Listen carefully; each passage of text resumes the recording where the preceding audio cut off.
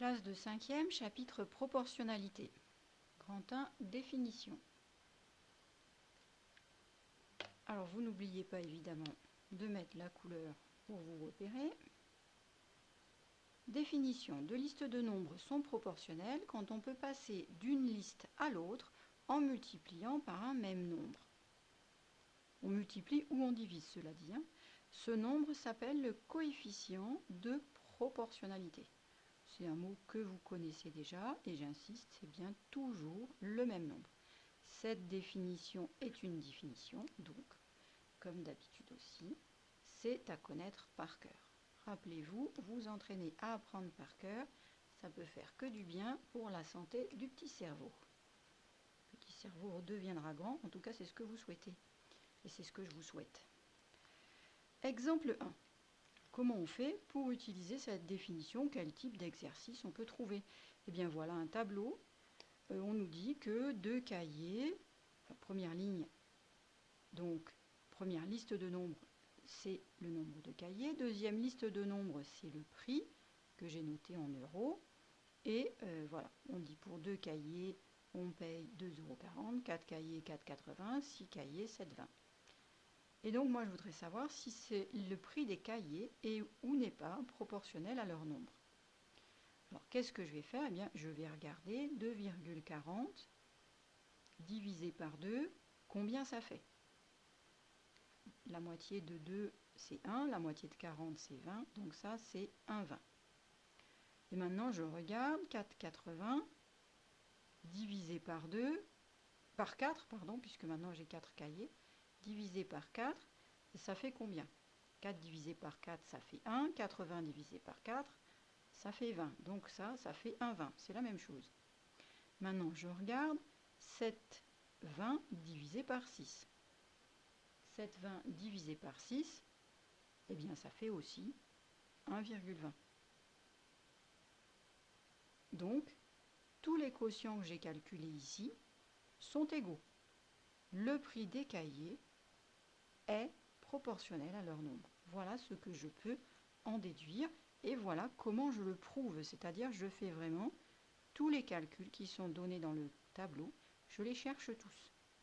Maintenant, le nombre de stylos, première liste de nombres, 2, 5 et 10, leur prix en euros, 2,40 €, 6 €, 11,40 €. Je vais, pareil, de la même façon, faire le calcul. Donc, 2,40 € divisé par 2, bien, ça fait toujours 1,20. Ensuite, 6 € divisé par 5. Eh bien, dans 6, combien de fois 5? Une fois. Il va me rester 1. 1 divisé 1, c'est donc 10 dixièmes, divisé par 5. Eh bien, ça me fait 2 dixièmes. Donc, 1 et 2 dixièmes, 1,20, c'est bien la même chose. On peut aussi utiliser la calculatrice, bien évidemment. Alors, j'ai déjà mis égal, mais peut-être j'aurais pas dû. Maintenant, je regarde. 11,40 € divisé par 10. Divisé par 10, c'est pas bien compliqué. Je déplace la virgule de 1 rang, puisque les euros vont devenir des pièces de 10 centimes. Donc ça me fait 1,14. Ah, c'est plus pareil. J'avais mis égal, mais du coup, c'est plus pareil. Donc, qu'est-ce que je vais pouvoir dire? Eh bien, je vais pouvoir dire que le prix des stylos n'est pas proportionnel à leur nombre.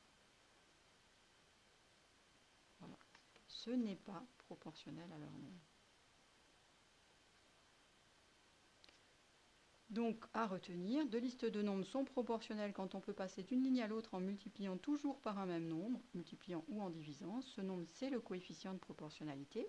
Ici, j'aurais pu mettre que pour passer du nombre de cahiers au prix en euros, eh bien, j'ai trouvé ici le coefficient de proportionnalité, c'est multiplié par 1,20 €.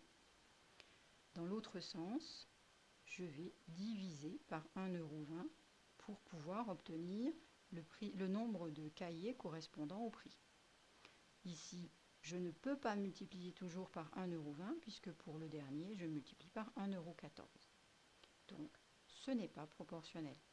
Et pour démontrer que ce n'est pas proportionnel, je vais faire les calculs jusqu'à ce que j'arrive à un résultat qui n'est pas égal au précédent. Pour démontrer que c'est proportionnel, je vais vraiment faire tous les calculs car ils doivent tous être égaux. Bien, j'espère que ceci est bien compris. C'est un point important pour trouver si deux listes de nombres sont proportionnelles ou pas.